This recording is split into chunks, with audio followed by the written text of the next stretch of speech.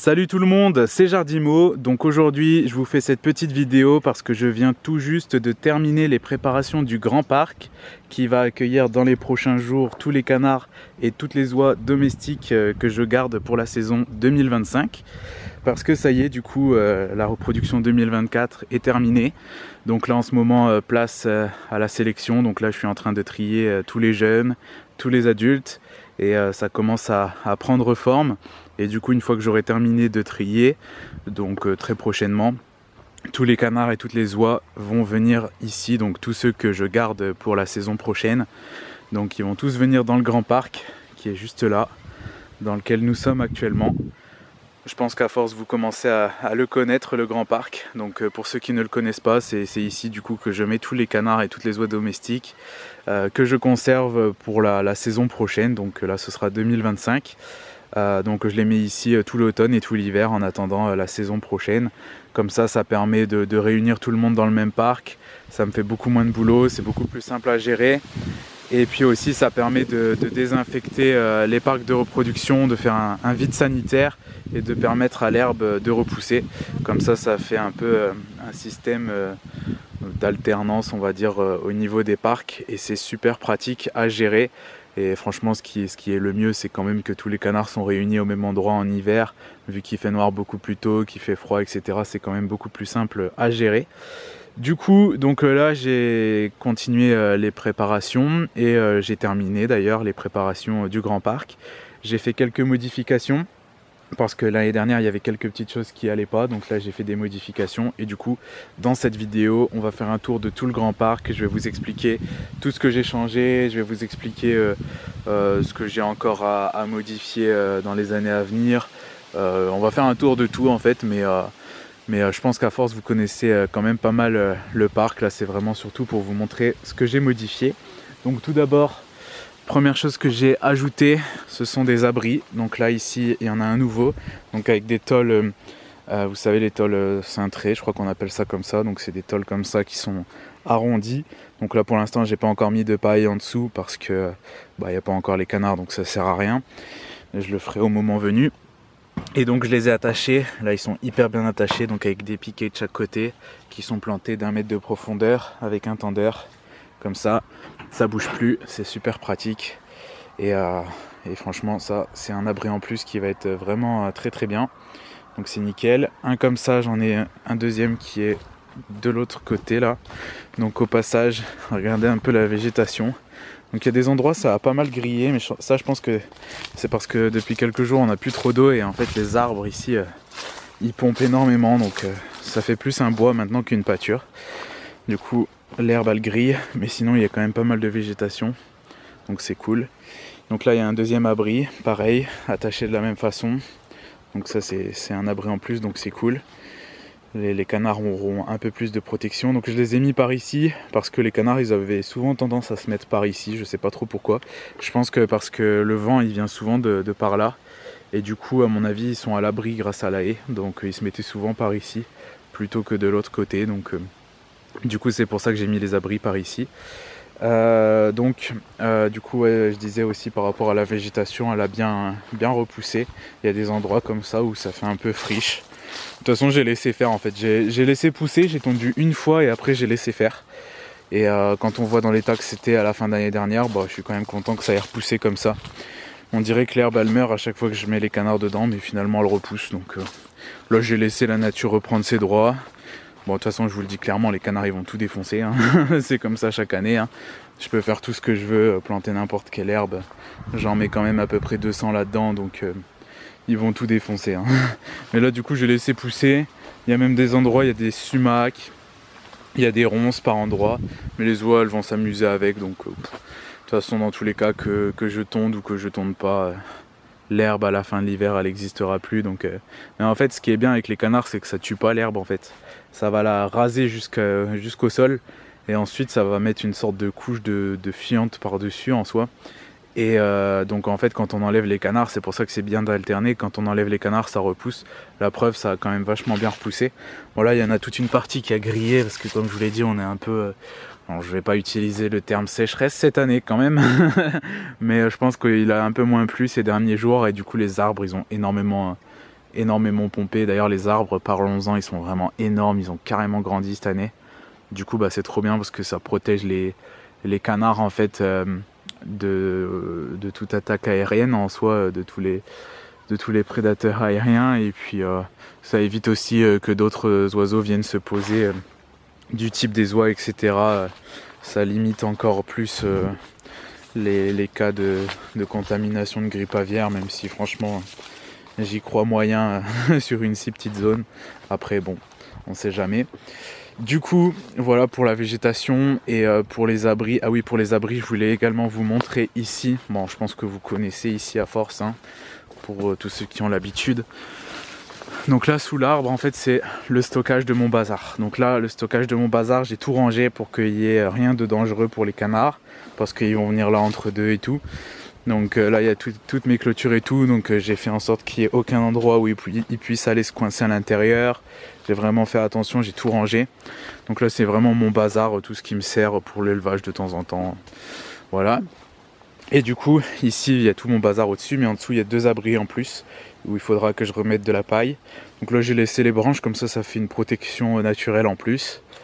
Je laisse un peu la nature reprendre ses droits ici, de toute façon. Dès que j'enlève les canards, je laisse faire la nature, et puis on voit ce que ça donne. De toute façon, les canards, ils vont tout redéfoncer, donc, donc voilà. Ici, il y a encore plein de bazar. Faites pas attention.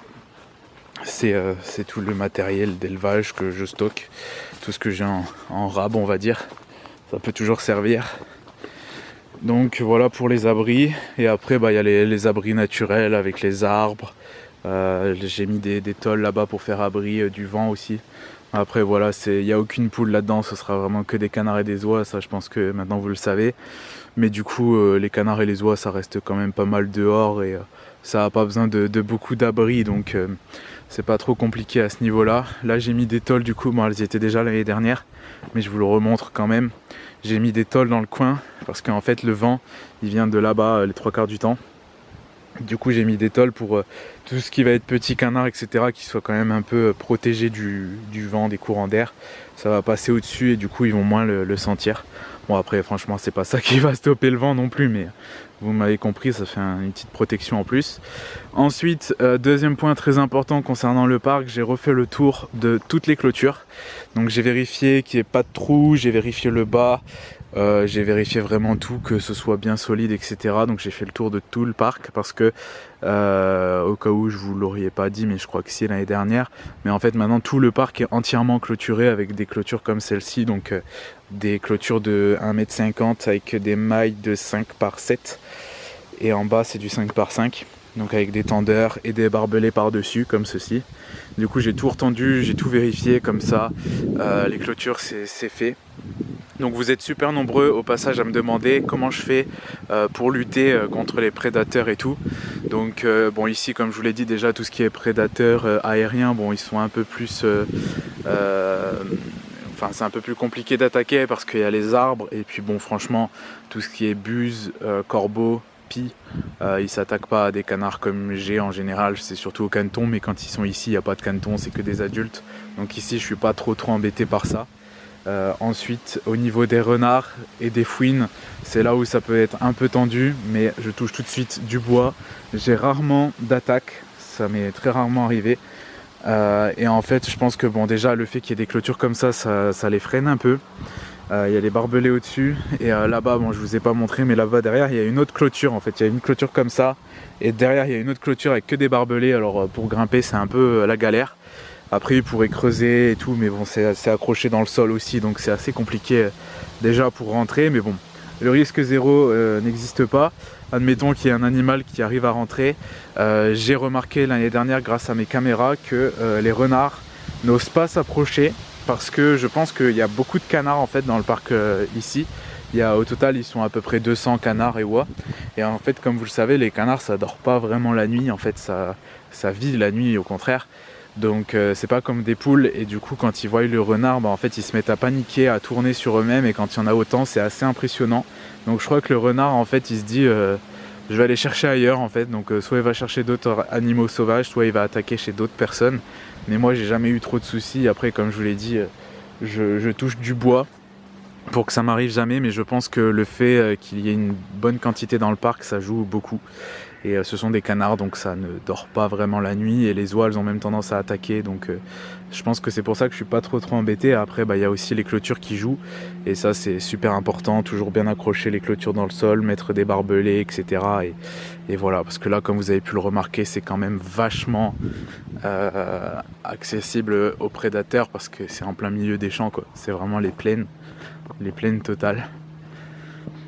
Voilà. Mais j'ai jamais eu de soucis ici, en tout cas avec les renards et les fouines. Le plus gros problème que j'ai eu, c'était un chien il y a quelques années, mais depuis rien du tout. Et pourtant j'en observe des renards, mais j'ai eu aucun problème, donc je pense que la quantité m'aide beaucoup, à moins que ce soit uniquement les clôtures, je ne sais pas, mais en tout cas voilà. Ensuite, continuons parce qu'on va pas y passer 2 heures. J'ai mis des gamelles comme celle-ci, donc pour la nourriture, avec des trous dedans. Donc bon, là il y a un peu d'eau parce qu'il a plu, mais il y a des trous au fond, comme ça c'est pour mettre la nourriture. Donc au total, répartis dans tout le parc, il y en a 5. Comme ça, ça permet de mettre un demi-seau dans chaque, pour que les canards aient à manger un peu dans différents coins, afin d'éviter les piétinements quand ils sont nombreux, quoi.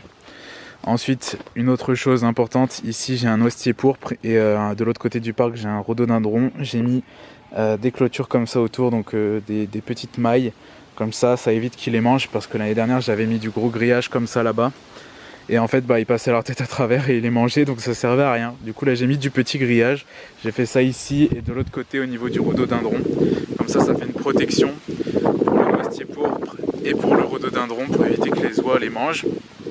Et les canards aussi. Bon, les canards généralement ils mangent que les feuilles, ils mangent pas les branches, mais les oies elles mangent les branches avec, donc c'est un peu plus chiant, parce que bon, les canards s'ils mangent les feuilles c'est pas grave. De toute façon les canards, quand je les mets ici, c'est l'automne, donc dans tous les cas les feuilles elles vont tomber, mais le problème c'est vraiment les oies qui mangent carrément le tronc avec, quoi. Donc là ici il y a une autre gamelle justement qui est énorme, celle-ci. Là ici c'est tout l'endroit où je stocke mon fumier, donc je le laisse comme ça. En fait les canards ils vont le tasser, et ils vont un peu gratouiller dedans et tout, donc ça permet de remuer le fumier, le compost, donc c'est pas mauvais en fait pour le compost. Donc voilà, souvent les barbaries se posent ici. Bon, là derrière du coup avant c'était le bazar, là il n'y a plus rien, donc comme ça c'est bien, c'est rangé. Ensuite on en arrive à un point qui est très important, l'eau. Donc l'eau, j'ai fait quelques changements pour ceux qui se souviennent.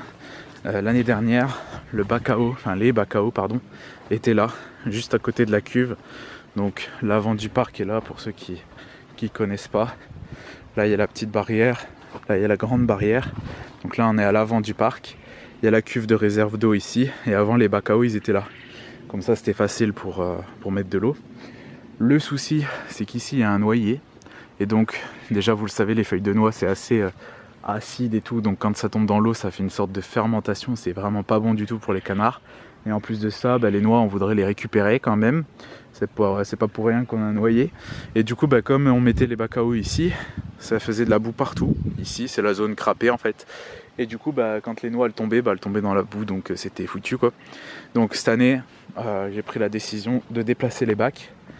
Donc déjà ici vous voyez le rhododendron qui est protégé. En plus j'ai laissé un peu de mou au niveau du grillage, comme ça quand il va grossir je pourrais écarter, parce que ça prend de l'envergure. Donc du coup les bacs à eau sont là, du côté de la grande barrière. Donc là j'ai mis un bac à endives là, donc c'est un bac à eau qui servait avant pour cultiver des endives. Et du coup j'ai mis ça comme ça pour les petits canards, c'est pratique. Vu qu'il y a des petits canards type émeraude, cou-nu, tout ça, ils sont pas très hauts. Ils arriveront mieux à accéder à ce bac là qu'au grand qui est juste ici, parce qu'il est super grand. Voilà, là je l'ai déjà rempli d'eau. L'autre il est vide, mais celui-là je l'ai rempli d'eau. Là j'ai mis une coquille aussi comme ça, et du coup il y a 3 bacs à eau, donc là on aura assez pour les canards pour tenir 2-3 jours. Quand il pleut encore plus, parce que ça va se remplir. Et du coup ici ça évite que les feuilles de noyer tombent dedans, que les noix tombent dedans. Ici s'il y a de la boue c'est pas trop grave, et en même temps vu qu'il y a une pente en fait, la pente elle est comme ça on va dire, ça va partir côté champ si ça déborde en fait. Et côté champ, pour ceux qui ne le savent pas, derrière c'est une zone de non-traitement, donc en fait il y a une bordure de 5 mètres jusque là, où c'est en fait que des plantes, et du coup bah c'est pas grave si ça déborde quoi, ça va pas impacter le champ quoi. Donc du coup voilà, c'est super pratique pour tout. Donc ça c'était le plus gros changement que j'ai fait, déplacer les bacs à eau. Donc là du coup avec 3 bacs à eau comme ça, franchement ça va être super pratique parce que bah au moins j'aurai pas à donner de l'eau tout le temps, surtout que bah en automne et hiver il pleut, donc quand il va pleuvoir je donnerai pas vraiment d'eau, donc c'est super pratique. Puis même pour changer l'eau c'est assez pratique parce qu'il y a la barrière qui est juste là, la grande barrière, le tuyau il arrive juste ici, donc c'est carrément pratique. Et bah après là-bas il y a la cuve avec l'eau de récupération d'eau de pluie, donc en hiver elle sera souvent pleine vu que je récupère pas mal d'eau de pluie. Donc pour ceux qui se demandent, là elle est raccordée à rien du tout, c'est juste que en fait j'ai des cuves d'eau qui sont raccordées à ma maison devant dans la cour. Quand les cuves elles sont pleines, avec une pompe je ramène l'eau dans cette cuve là, et du coup ça fait que j'ai de l'eau quasiment toute l'année pour les canards. Et en hiver, bah, vu qu'il pleut tout le temps, je vais pas manquer d'eau, ça c'est pas un problème. Du coup bah, en termes d'eau là ça va être vraiment super pratique à gérer. Et bon c'est un peu plus loin de la cuve, mais bon c'est pas, voilà, c'est 10 mètres quoi. Quand je donne de l'eau dans les parcs repro, parfois je fais 100 mètres avec mes seaux, donc je suis pas à ça près. Du coup pour l'eau franchement c'est validé, petit changement de cette année qui est vraiment, vraiment pratique. Et pour ceux qui se disent bah du coup tu pourras plus passer à la grande barrière avec une voiture ou quoi que ce soit parce que la grande barrière elle est faite pour ça, bah de toute façon la grande barrière qui est juste là, j'y passe en voiture avec la remorque etc. Mais c'est uniquement au printemps et en été en fait, quand je fais du fumier etc. En hiver je viens plus ici quoi, avec la voiture. Je peux même plus rouler dans le terrain tellement c'est humide, donc ça c'est pas un souci. Et puis bah au printemps j'enlèverai les bacs et comme ça je pourrai repasser à nouveau. De toute façon là les canards, pour ceux qui ne le savent pas, ils vont être ici jusque le mois de février, hein. Donc là je vais les mettre dans les prochains jours, donc début septembre, et ils vont être là jusqu'au mois de février. Et ensuite à partir du mois de février ils seront dans les parcs repro. Donc en fait ils font moitié de l'année ici, moitié de l'année dans les parcs repro. Comme ça permet d'alterner aussi pour faire un petit vide sanitaire, et aussi pour que l'herbe repousse, que le parc reprenne un peu de végétation quoi, tout simplement. Du coup je pense qu'on a fait à peu près le tour. Je vous ai parlé des abris, je vous ai parlé des bacs à eau, des bacs de nourriture du coup. Donc la nourriture, comme vous pouvez le constater, c'est pas couvert, donc il n'y a pas d'abri au-dessus. Je pourrais le faire, mais franchement ça sert à rien parce que je vais vous expliquer. En fait je donne la nourriture vraiment pas à volonté en fait, parce que sinon je suis embêté avec les rats etc. Quand on a un troupeau pareil, si je donne à volonté, en fait ils passent leur journée à étaler les graines à terre et c'est un calvaire. Donc avec un troupeau pareil je préfère donner vraiment une fois le matin, une fois le soir à manger, et vraiment donner pile poil de ce qu'ils ont besoin.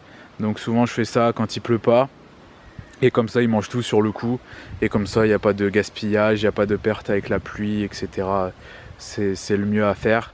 Donc quand ils sont beaucoup comme ça, non, je préfère éviter à volonté. J'ai déjà essayé, c'est beaucoup trop compliqué, donc c'est pour ça je mets juste des gamelles comme ça, je mets à manger dedans, au bout de 1 heure ou 2 il n'y a plus rien, et j'en remets à nouveau une deuxième fois dans la journée. Je fais ça 2 fois par jour.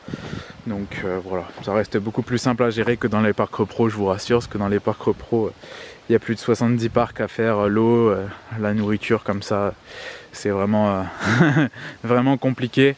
C'est pour ça que là du coup la reproduction 2024 touche à sa fin, donc je suis un peu triste parce que forcément à chaque fois qu'une saison se termine on est un peu triste. Mais à la fois je suis soulagé parce que là c'était un boulot monstrueux. Cette année j'ai fait une super saison, on n'en parle jamais assez quand on en fait des bonnes saisons, mais cette année j'ai fait une bonne saison, je suis très content. Et du coup comme on dit, toute bonne chose a une fin, et il est temps quand même que ça s'arrête, et maintenant faire place à l'automne et à l'hiver, à réunir les canards ici, commencer la saison des expositions, vendre tous les canards que j'ai en surplus. Donc là ici du coup dans ce parc là je vais mettre que ceux que je garde, et de l'autre côté il va rester tout ce que j'ai en surplus, et ce que j'ai en surplus il faut que je le vende à la fois sur les expositions et autres quoi. Donc voilà, mais du coup la saison se termine et c'est un peu triste, mais ça va quand même soulager parce que c'est quand même beaucoup de boulot, et il faut avouer que des fois une pause ça fait du bien. Donc là quand tous les canards seront réunis ici à gérer, ce sera beaucoup plus simple. Les bacs à eau ils sont beaucoup plus grands, ils peuvent tenir plusieurs jours avec tous les canards dedans. Tout est au même endroit, c'est beaucoup moins de boulot. Enfin voilà, je pense que vous vous savez à peu près ce que ça représente, mais Mais non, franchement, je suis quand même content que la saison se termine parce que c'était une super saison et toutes bonnes choses ont une fin. Et du coup, maintenant, les Canards vont venir ici jusqu'à l'année prochaine. On va commencer la saison des expos et ensuite on attendra la repro 2025 avec impatience. Et 2025, ça va être super important parce qu'il y a des très très gros championnats. Il y a l'exposition nationale à Rennes en 2025 avec le championnat de France des Canards. Il y a l'exposition européenne, donc l'année prochaine c'est quand même une grosse année. Donc c'est pour ça que cette année je préfère pas trop traîner sur le long terme en fait. Je préfère m'arrêter là au niveau de la repro. On est déjà au mois de septembre, c'est très bien. Et du coup maintenant il faut penser à 2025. voilà. En tout cas, dites-moi en commentaire si vous aussi vous avez fini votre saison, si vous aussi vous réunissez vos canards comme ça. Pareil, si vous avez des poules et tout, n'hésitez pas à me le dire en commentaire. Dites-moi comment s'est passée votre saison aussi. Pour ma part, elle s'est super bien passée. Souvent on se plaint quand la saison se passe mal, mais on n'en parle jamais quand elle se passe bien. Mais là je vous le dis clairement, moi la saison elle s'est super bien passée et j'espère que pour vous aussi. Donc dites-moi tout ça en commentaire et en tout cas j'espère que cette vidéo vous a plu. Si c'est le cas, n'hésitez pas à mettre des pouces bleus, à commenter, à partager la vidéo, à aller checker mes réseaux sociaux qui sont en description, à vous abonner et à activer la cloche si c'est pas déjà fait. Et je vous laisse pour la fin de cette vidéo. Je vous dis à très bientôt pour une prochaine vidéo. Juste ici il y a mon chien qui va vous dire au revoir aussi, Lila, qui est en train de faire un terrier. C'est pas bien. Allez, dis au revoir aux abonnés. Dis au revoir. Allez, ciao les copains.